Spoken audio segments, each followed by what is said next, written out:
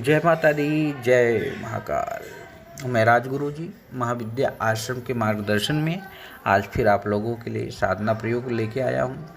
बहुत से साधक हमसे पूछते हैं बार बार कि गुरु जी अप्सरा साधना प्रयोग क्या है, अप्सराएं हैं क्या, इनको सिद्ध कैसे करें। तो आज मैं आप लोगों के लिए अप्सरा से ही संबंधित साधना लेके आया हूँ, और एक ऐसी साधना जो प्रमाणित है, अनुभूत है और कई बार परीक्षित की गई है कई साधकों के द्वारा कि अप्सरा साधना कोई बहुत बड़ी बात नहीं है। अप्सरा साधनाएं करीब सब साधक कर सकता है। हाँ, थोड़ी बहुत साधनाएं करके अपने शरीर को, अपनी चैतन्यता को, अपनी ऊर्जा को चैतन्य बनाना बहुत ज़रूरी होता है। कोई भी साधना करने से पहले जो प्रत्यक्षीकरण की साधना है, उनमें करने से पहले ये जरूर जान लेना चाहिए कि क्या आपकी ऊर्जा, आपकी अंतः ऊर्जा उस काबिल है कि आप उस शक्ति का सिद्ध कर सकते हैं, क्या प्रत्यक्षीकरण कर सकते हैं। अगर आप कर सकते हैं तो आपके लिए ये साधना आपका इंतजार कर रही है। अप्सरा साधना कोई भी हो, रंभा, उर्वशी, मेनका, तुलसी, कामदा, प्रिया, कोई भी साधना हो, हर साधक इन साधनाओं को करने के लिए उपयुक्त है। साधना किसी के बाप की बपौती थोड़ी है, वो कर सकता है आप नहीं कर सकते। आप क्यों नहीं कर सकते? आप भी कर सकते हो, वो भी कर सकता है और सभी कर सकते हैं। बस अंतर एक ही चीज़ का है कि उस साधना सिद्ध कराने के लिए आपके पास प्रत्यक्ष, सिद्ध और प्रमाणिक यंत्र, माला, गुटिका और सामग्री हो, और एक सिद्ध गुरु हो जिसके मार्गदर्शन में आप इस प्रकार की साधनाओं को संपन्न कर सकें।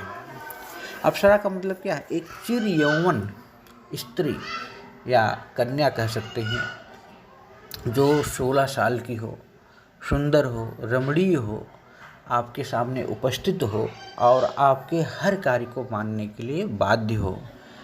जब अप्सरा साधना सिद्ध हो जाती है तो व्यक्ति के शरीर में एक अलग सी ऊर्जा उत्पन्न हो जाती है, मन में अजीब से कोलाहल होने लगता है, शरीर में एक चमक, एक आकर्षण उत्पन्न होने लगता है।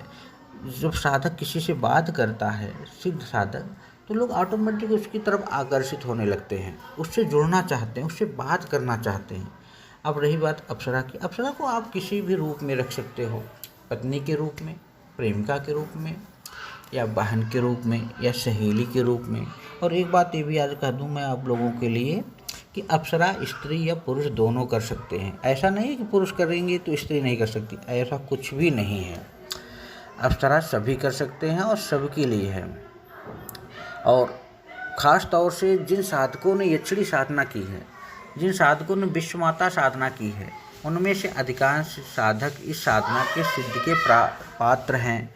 जो लोग नियमित महासाधना कर रहे हैं वो इस अप्सरा साधनाओं को कर सकते हैं।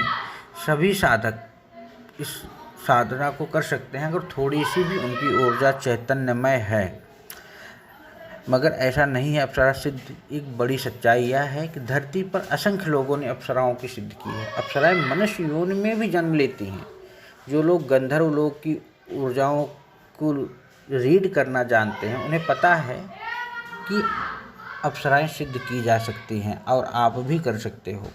और आप करना चाहते हो तो हम सदैव तत्पर हैं, हमारी महाविद्या आश्रम सदैव तत्पर है कि इस प्राचीन ब्रह्म विद्या का प्रचार प्रसार हो, जन जन तक पहुँचे और सभी इसका फ़ायदा उठाएं और सभी करें। तो अप्सरा का जो मैं आप बता रहा हूँ, क्योंकि एक चीज़ और जान लो, अप्सरा 5 साल के लिए ही सिद्ध होने पर आपके साथ रहती हैं।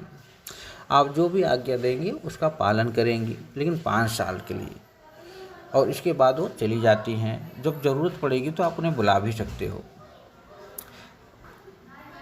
अब आप अप्सरा साधना के नियम क्या है? कोई भी वस्त्र डालकर अप्सरा साधना कर सकते हैं आप। ज़रूरी नहीं है कि आप धोती और कुर्ता ही पहने।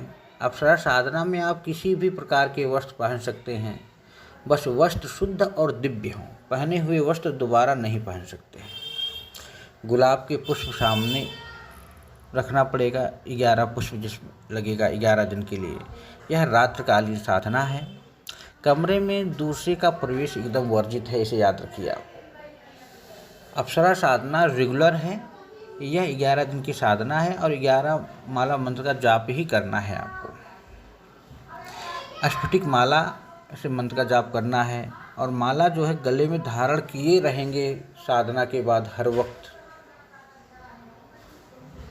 आप जो भी चाहें भोजन कर सकते हैं, लेकिन मीट मदिरा या और चीज़ों को छोड़कर।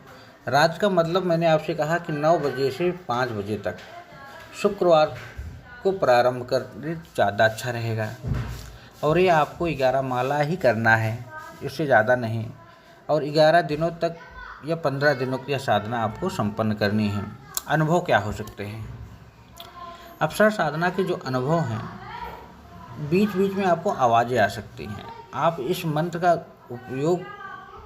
दुरुपयोग नहीं करेंगे, इसे याद रखिए। इस साधना को दूसरों को नहीं बताने की आवश्यकता है, गुरु के अलावा किसी को नहीं बताना है।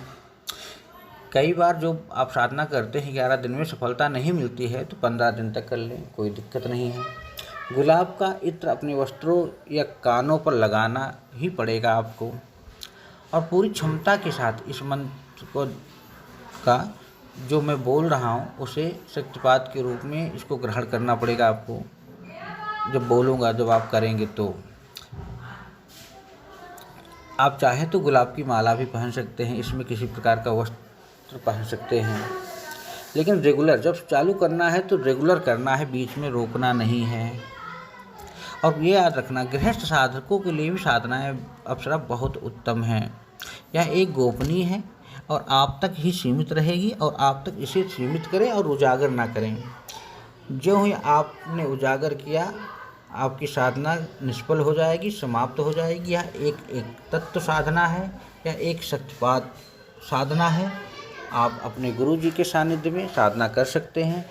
किसी भी व्यक्ति को साधना करनी है तो संपर्क कर सकता है, महाविद्या आश्रम से संपर्क कर सकता है, हमसे संपर्क कर सकता है। हमारा संपर्क नंबर है 9958417249। व्हाट्सएप नंबर है 9958417249। जय माता दी, जय महाकाल।